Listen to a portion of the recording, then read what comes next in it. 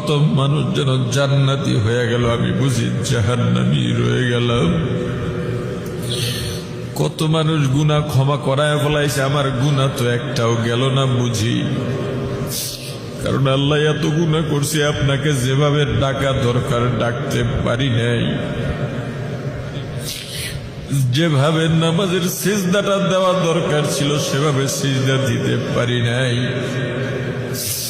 ওগো আল্লাহ, যেভাবে তেলাওয়াত করা দরকার ছিল পারি নাই। আমার সময় চলে যায়, আমি এই 2 দিনে আর কি বা করতে পারবো। আল্লাহ,